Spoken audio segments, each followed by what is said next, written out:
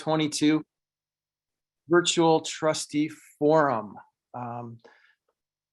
Tonight, we have several people speaking from our board. I will be presenting tonight, Dr. Michelle Zergat, John Hall, William Patchek, Chris Smiley, and our executive director is here, Karen Burgess. So I'd like to welcome everybody and thank you for your participation and engagement. We just like to inform you a little bit about what's going on at our upcoming Board of Trustees meeting, which will take place next week in Benton Harbor. Why are we going to Benton Harbor? Well, that's where we're meeting our 9th District pals from Wisconsin and doing our 9th District pre-caucus or in Benton Harbor prior to the ADA meeting in Houston in October. So we will have our board meeting during that time as well. So welcome tonight. Thanks again for attending, and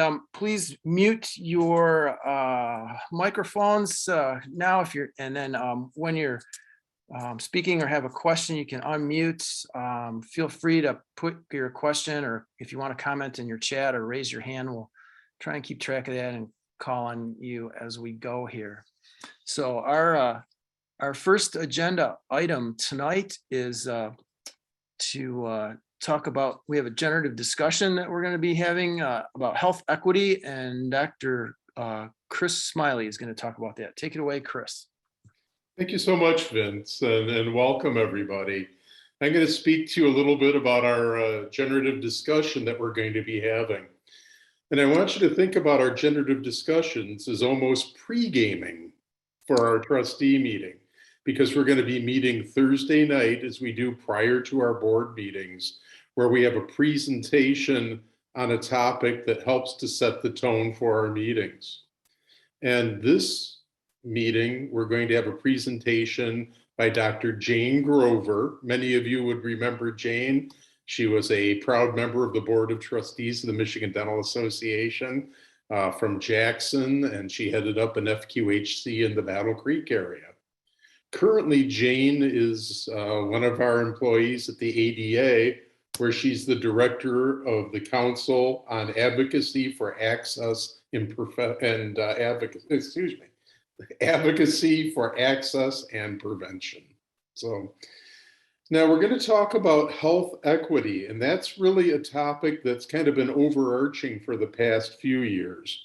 And it plays right into our MDA core values. So many of you have seen these core values and our mission statement and vision that we publish and have before us at all of our trustee meetings. But when we take a look at what we believe in our core values, we talk about how oral health is integral to overall health, and inclusive environment that embraces diversity, that the profession of dentistry and the oral health team must be led by dentists to ensure safety of the public, and lifelong learning critical to excellence in patient care. So we're going to be talking about health equity, and I want to share my screen if I can. And let's see here. Here we go with this.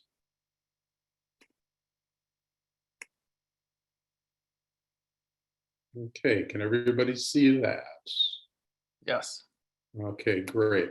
So I'm going to go straight ahead to this infographic that we have speaking about oral health disparities. So oral health disparities really are determined by the social determinants of health. So this isn't just about race, but it's socioeconomic. And frankly, what we can see here is that children, 1 in 5 of them, ages 6 to 11, have untreated decay, and 1 in 4 adults have untreated cavities. We take a look at access to things such as community water fluoridation. There's a shortage of healthcare providers, and there's financial barriers to care. This transcends into socioeconomic backgrounds such as those of Mexican descent, Black descent, American Indian and Native Alaskan children being at much greater risk and much greater experience for decay and poor oral health.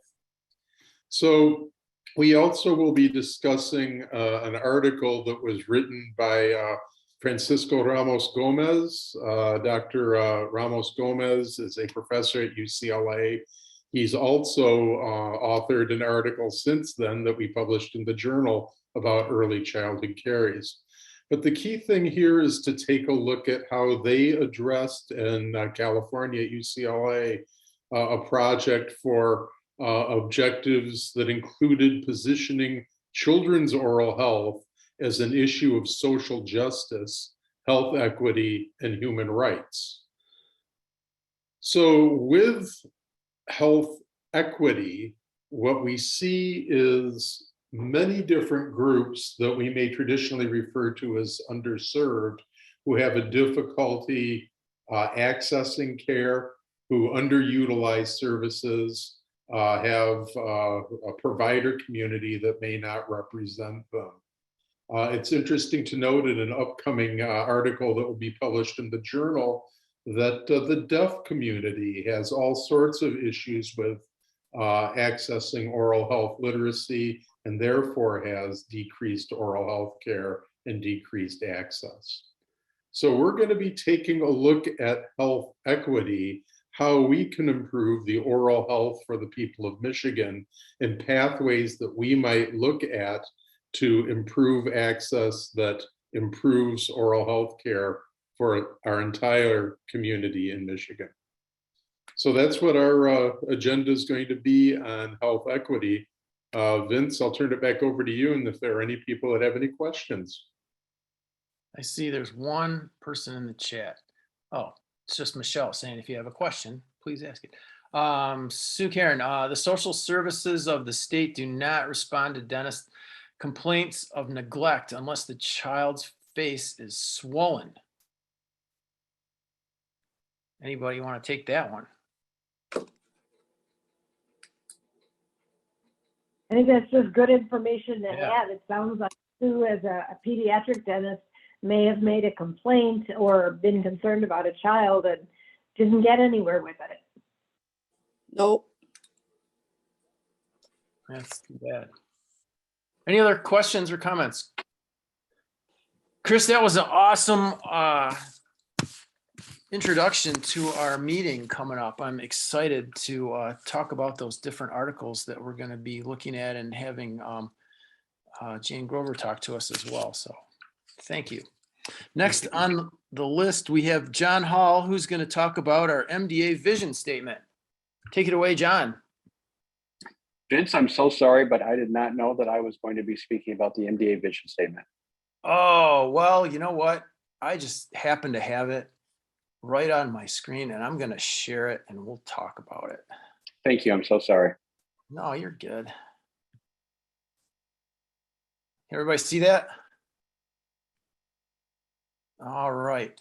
So our board, we have our mission statement, our vision statement, and our values. And these are designed to kind of guide us as dentists and in our profession, and mostly at the MDA as an organization, you know, wisdom. So our vision is, as stated, Michigan's oral health authority, dedicated to the public and the profession. So that is our vision statement. So when we look at different things like Dr. Smiley was talking about like health equity, we look at how our vision statement can be applied to that. You know, we see ourselves as dentists as the oral health authority, and I guess we should be somewhat responsible for, you know, ensuring that the public is getting good dental care, and that would be all public, all our patients, and you know, not some more than others, but equally. That's what the health equity is talking about. And we're dedicated to the public and the profession. So that speaks to, we're not just, we are here for the members, of course. There are a lot of member benefits, and we represent the members, at the MDA, but we also are dedicated to the public, and we have a responsibility for their oral health. And right now there is a lot of disparity, and the pandemic certainly shed a lot of light on health disparities and health outcomes that are different for minorities and at-risk populations. And so we're looking at ways to improve dental health across the board to those at-risk populations and minorities. So that's our vision statement. That's where we're going to be going. We're going to be applying that to a lot of, we apply that to everything really that we look at when we have a board meeting. So anybody have any questions about our vision, MDA's vision? All right, John Hall, you owe me, man. I know. Thank you, Vince. All right, so let's move on. I'm gonna stop sharing my screen here. Good. All right, back to normal. Okay, so moving on, Vince Benevania is next. That's me. I'm going to talk about our budget. So I am going to share my screen. 2023 MDA budget. So our treasurer is Dr. Chris Gorecki. He couldn't be here tonight, so I'm filling in his absence tonight. So I'm going to present our budget. We're going to be discussing this at our board meeting. So this budget is not yet, it's not set in stone for sure. And we will be presenting this at the House of Delegates. So this is just kind of a preview, and it's kind of where we're at. And the Committee on Finance has recommended this budget, and we will be discussing it at our Board of Trustees meeting in Benton Harbor next week. So what are some of the highlights? So the proposed 2020, this is the summary. So the proposed 2023 budget, it's a deficit budget. How much of a deficit? Well, $59,022 to be exact. And why is that? Well, I'm going to go through and explain why we're spending more money than we're taking in next year. So just some highlights. Our reserves are at about 90%. So we're a very healthy organization. Reserves are for an organization like comparatively to the MDA, is recommended to be set at about 75%, and we're at 90%. So we've got, a good amount of cash in the bank. And after a review of our income and our outlays for the year and what the deficit was going to be, the Committee on Finance decided to kind of split the baby and increase dues by about $30 per member. And that would raise your dues to about $580. And they're going to take care of part of the deficit by tapping our reserves a little bit, and also by the increase in the dues to the members. So then there's no change with our special assessment, and the special assessment goes to our PR campaign. Right, Karen? Very good. Okay. So here's kind of a breakdown of the numbers. It's simple economics. Revenues are up 3.16%, but expenses are also up by 3.99%. And when your expenses are greater than your revenues, then you're going to come in the red. And that's how we got to that deficit budget. So some other highlights: the Michigan Dental Association decreased the administrative fee to the foundation by $30,600.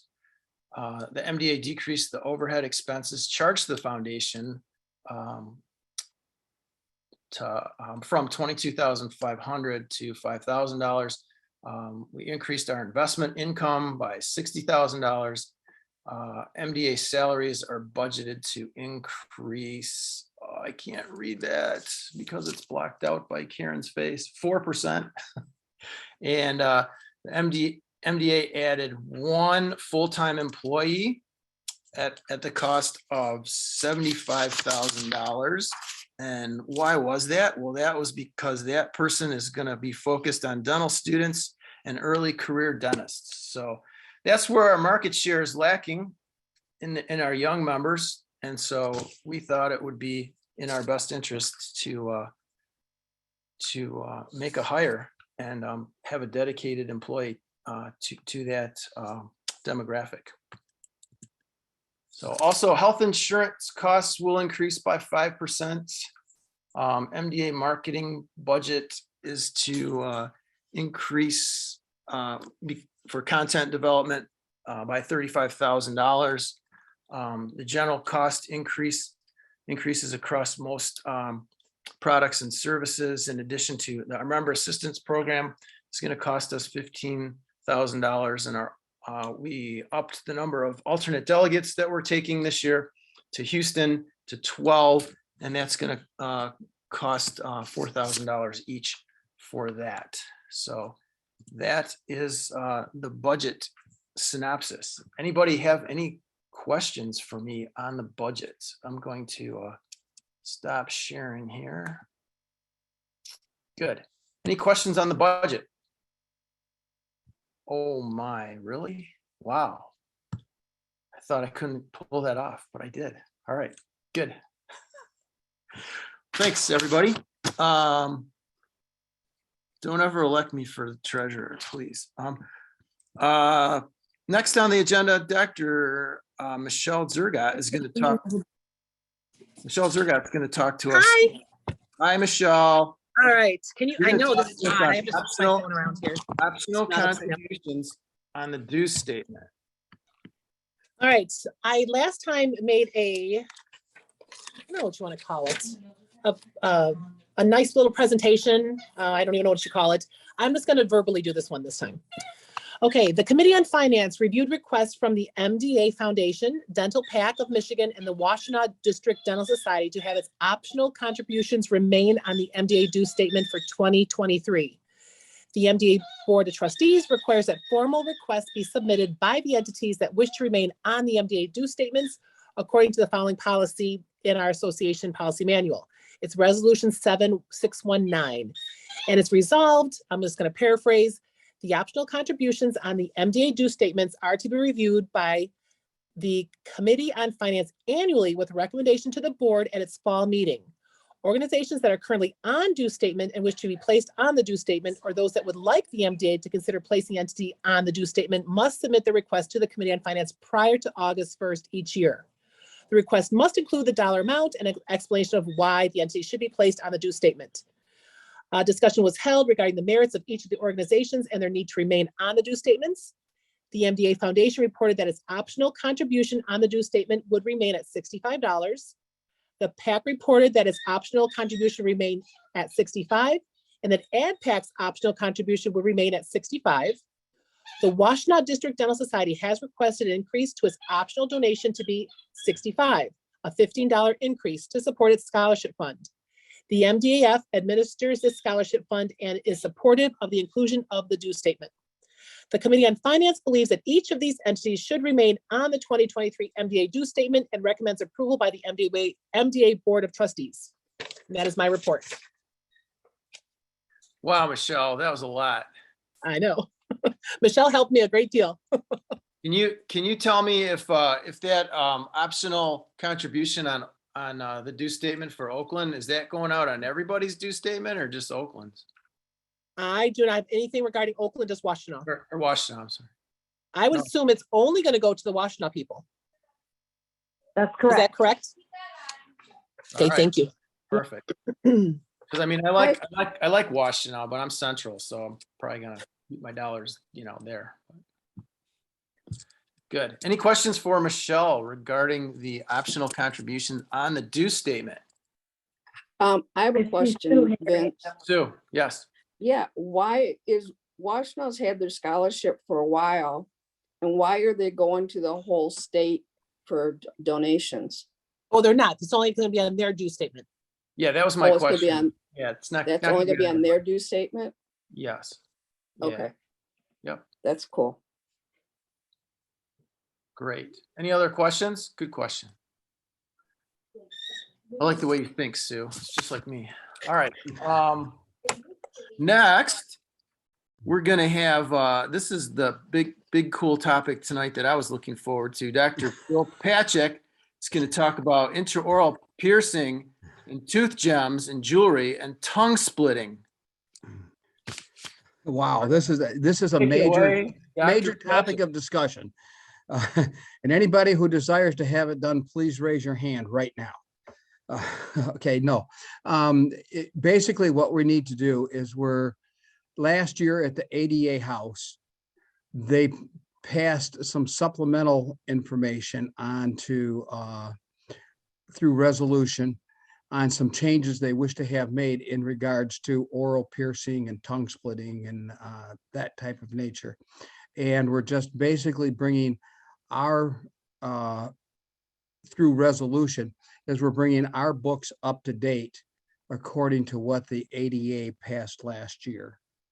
So basically, our statement reads really very simply is the Michigan Dental Association does not support tongue piercing, tongue splitting, paraoral piercings, those types of things. And that's pretty much it. And I'm sure that will pass. It's on the consent calendar. And there's not much of a discussion because obviously nobody has tongue splitting or perioral piercings among us. Does anybody have any questions? Bill. Yes. Bill. Yes. I have a comment. I see patients regularly. I've probably seen 20 over the last 25 years, including just one Tuesday, a young woman who 10 years ago had a tongue barbell placed. And Oh, yeah. People oftentimes repeatedly, habitually rub that barbell on the lingual of their lower incisors, and it causes bone loss on that aspect of those teeth. And it's just a nightmare. You have these usually young women with an otherwise healthy dentition who have 6 millimeters of recession and 8 millimeter pockets in the lower linguals, and it's just a nightmare for those kids. So I'm in full. I am in full agreement that this is an important thing to bring to the public. That this is a decision made by a young person that can result in the loss of their 2 lower front teeth. It's just a nightmare. Thanks, John. I've seen them. Do you think we could have some legislation passed or advocate for some legislation to be passed in order for the person who is doing this tongue splitting or any of this perioral piercing or tongue barbells or whatever, that they have to educate the people before they have this done, that this can happen? I mean, I'm sure this isn't necessarily something they've thought about in advance and thought of any of the consequences of this happening. Bill, that's a great idea. You should bring forth a resolution when you pull this off the consent calendar. Thanks, Vince. Everyone will moan when I do that, but that's okay. That's the decision. Vince? Yes, Chris. I have a question through the chair to John Hall. John, do you take photographs or do any other sort of documentation on these many patients you've seen? Yes, in fact, I prepared a table clinic about it like probably 10 years ago and had a bunch of photos. And I've got just on Tuesday, I saw this woman and have a really compelling CT scan of the lower anterior teeth, and it's just the bone is gone from the lower lingual. It's just really bad. And so yeah, since you're sitting down, I will ask you, do you think you'd be willing to write a case study for the journal? Get back to me. Don't answer in this forum. Yeah, I think it would actually be fun. I don't know how much there is like that I've ever seen published, like to do like an introduction and literature search, but I think that would actually be fun. We can talk about structuring it and so forth. So let's put Okay. that on the radar, and we can talk about it in Benton Harbor. Okay. Look at this. It's like a generative discussion. We're generating Do articles. do you think Yes. do you think the person who placed this tongue barbell would be liable for actually harming a patient? I don't know, but they are I would assume, but I don't know that they are probably a licensed person in the state of Michigan, like a tattoo person or a piercing person. I think that's a state licensee kind of thing. That Okay. would be interesting to see if this person could sue that person for harm. Well, we should ask Dan at our meeting, Mr. Schulte. Very good. Let's move on. Let's talk about update on strategic planning. Ms. Burgess, you have the floor. Yes, thank you. So I prepared a very thorough presentation, and I apologize in advance for that, but we got a lot of stuff going on. So I'm going to share my screen, and I just have 5 slides that I'm going to walk through. So here we go. Can everyone see that? Yes? Yes. Maybe so. Okay. I'm going to make it big. Okay. So strategic plan update. As you know, the first goal is to define and deliver exceptional member value. Our strategy started out that we were going to look at all our different member subgroups and see if we had any lagging segments. As it turned out, the new dentist group was our only significant lagging segment. And so they had a net promoter score of 35 compared to our overall that varies between 40 and 49.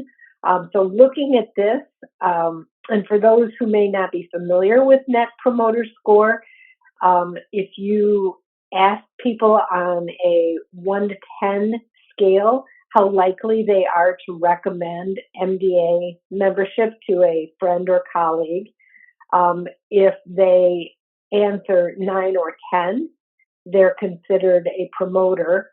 If they answer 7 or 8, they're considered neutral. And if they answer anything 6 or below, they're considered a detractor. So you can see lots of numbers equal detractor. In the net promoter score, you just basically take the percentage who are promoters minus the percentage who are detractors. You ignore the middle of the road people, and that gives you your net promoter score. So for example, if you had 70% of your respondents gave you a 9 or a 10, and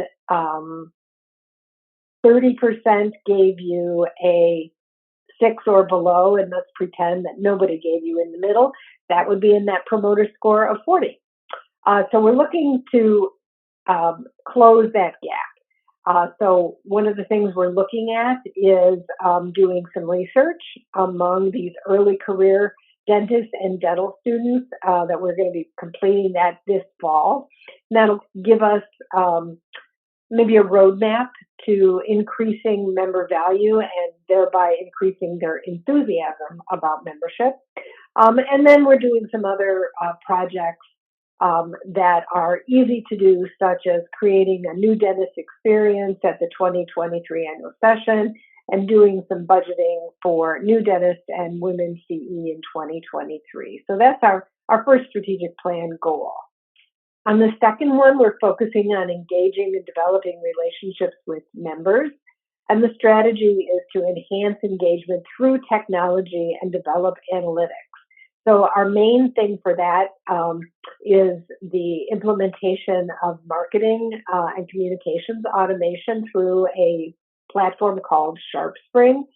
We're rolling that out with our 15 for 12 recruitment campaign and new onboarding communications for new members. We'll also be in October launching the opportunity for members to do a more granular opt-in and opt-out. So they can say, yes, I want to continue to receive the e-news, for example, but I don't want to receive marketing messages, or I want to receive information from the foundation, but not from another part of the MBA. So it should make it better for members to choose what information they receive. And I just wanted to note, IFG, actually, the MDA Insurance and Financial Group, made a complete launch to SharpSpring already. They're doing 100% of their stuff using this more customized approach to member communication, and obviously highly high tech. On goal 3, we're looking at organizational sustainability, and this is something that the board will be looking at this meeting.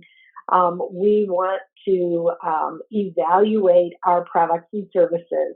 And what we found was that generally our members have a high level of satisfaction with our products and services.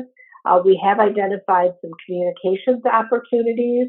We have a number of things that are still fairly new, so we need to give them, keep an eye on them and watch them over time. And then there are some tweaks and enhancements to be made. So the strategic plan update, I will tell you this report has not yet gone to the board because I was just working on it today with Don Wynn, our CFO, and it is got a matrix attached to it that has like 35 benefits on the left-hand side and 20 different factors, including revenue and number of members who utilize it, et cetera, across the top. So people who love spreadsheets, in other words, not Vince, will adore this report. So, but it'll be a fun one to review, I'm sure, at the board meeting. Goal 4 is an important one about diversity, equity, and inclusion. You guys will probably remember that we are collaborating with the diverse organizations here in the state of Michigan to enhance the diversity in the dental profession here in our state. Our Diverse Dental Alliance website is live at this point, and we'll be starting to promote it in the coming weeks. Our Committee on Diversity, Equity, and Inclusion is very actively engaged in overseeing these projects. And we've undertaken a 3-part recruitment program for increasing the diversity in our volunteer leadership, which has been very successful in getting a great turnout for this year's Leadership Forum, which I really hope that you guys are all planning to attend, the MDA committees, and then our LEAD program. So that's all underway.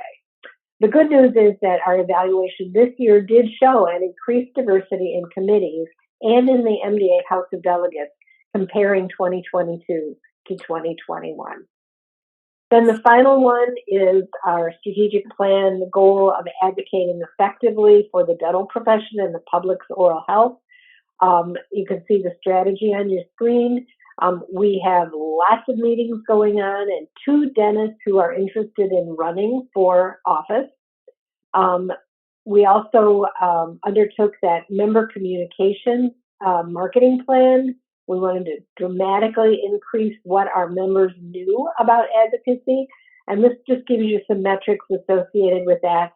Since January 1st, 2022, we've printed 38 articles in the journal, 37 in our e-publications. We've done 3 push notifications for our app and 4 phone action alerts. Social media actually sat down and counted these all up myself. We did 19 Instagram posts, 23 Facebook posts, and 55 tweets.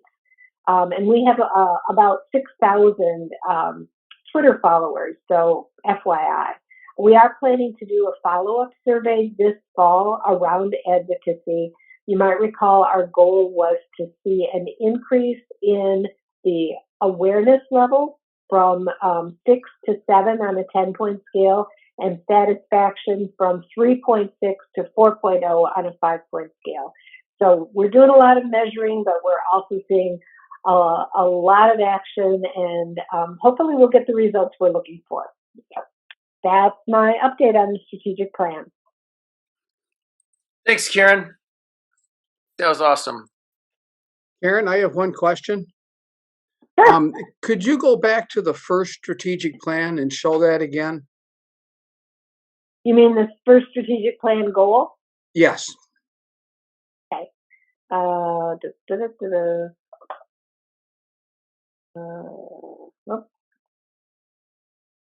Give me a sec. Sorry, didn't mean to throw a curve at you. Oh, it's like technology. We love it, and yet do we? There we go. Is that what you wanted to see? Yes. Your second point there, where you're going to have a annual session budgeted for the new dentist and women, and Yeah, that so just there's reads two- wrong because that- because women could be a new dentist. You're inferring that women aren't a new dentist? Yeah, I didn't mean to imply that. So we've got a new dentist experience is in the works for the 2023 annual session. That is and it actually features Dr. David Rice, who came out and did a program for us in June, our joint board training. Right. And that will be Friday, which is the most popular day. So we're doing that. We also budgeted in the 2023 budget money specifically to create new CE opportunities for new dentists and for women. So I should have said and instead of slash. How we end up actually doing that planning, we haven't fleshed it out yet. We have to see what our research shows. But we have money put in there for that purpose. But you can't show new dentist / women because they're one and the same. Well, some new dentists are women, about half, and some women are new dentists, about a third. So it's like a Venn diagram, right? They overlap, but they're not completely overlapping. But they're okay. I just thought the wording sounded funny. That you could be a new dentist, but you can't be a woman. You have to be one or the other. To get the CE, absolutely. But anybody can come to it. It's just a matter of who is it designed for. So apologies for the awkward phraseology, because I was just trying to get it in one slide. I understand. I understand. But I was saying, before you promote this, you might. Yeah. Don't use that language. That's for sure. Or at least find some convenient way to reword it for yourself. Will do. Karen, thank you. Karen, this is Sue. Didn't Hi, we Sue. already have a new dentist programming before? Is this going to be more classes for them? I would say probably different ones, Sue, and maybe different kinds of formats. We've done a lot for new dentists, but not specifically for early career, those people who are brand new out of school, is where we're really needing to focus. And then they have, we're finding out that they have interest in different kinds of delivery. It's not always the typical, 90-minute webinar or 3-hour lecture that they're looking for. So we want to maybe allow for more flexibility in how we deliver the information. Okay. So I don't know what the research is going to show, but we have been doing some programming for new dentists already. You are absolutely correct. Okay. Now, Dr. Rice said in his lecture in June that we need to ask the people that we're going to be having the classes for and what they're looking for. Are you doing that too? Yep, and that's when we talk about the research that we're doing with these young people, that's one of the topics that we'll be dealing with. And when Dr. Rice does his program at annual session, it's very much along the line of the programming that he described when we did the joint board training. So very flexible, number of different topics, round tables, people get to self-select on what they're going to. So we're going to give that a try. Okay. Sounds great. Good question, You Sue. bet. Any other questions for Karen about the strategic plan update? No. All right. Thanks. Thank you. Very, very nice, Karen. So let's move on. We're gonna just one last thing. Get some feedback from members in your area. Ask our guests via chat. So I guess this is the time. At our meeting, we definitely solicit. We're assigned as board members to a component or a couple of components that we make contact with and ask them, what they've been doing, their successes, their challenges, anything they'd like to bring to the board for the board to discuss and get back to them on. So we regularly do that at each board meeting, and that's in a report, and we discuss that at the board level as well. So are there any comments on that or anything now that anybody wants to bring up? I guess I'll just open it up for any last minute comments here on anything before we go. We're going to have a great meeting, I think, in Benton Harbor to discuss all these topics and kind of iron things out. And we're also going to have our caucus there, and then we'll be in Texas in October for the annual ADA meeting and bring back some policy. So any other comments or questions tonight? If not, I thank everybody again for coming, and all our panelists for presenting some excellent presentations tonight. A lot of good information here. I'm glad that this is, we're getting our information out from the board on a regular basis. So that's good. Everybody's interacting well. So I hope everybody has a great night, and feel free to contact any of us if you have any further questions. So I will adjourn the meeting. Have a great night, everybody.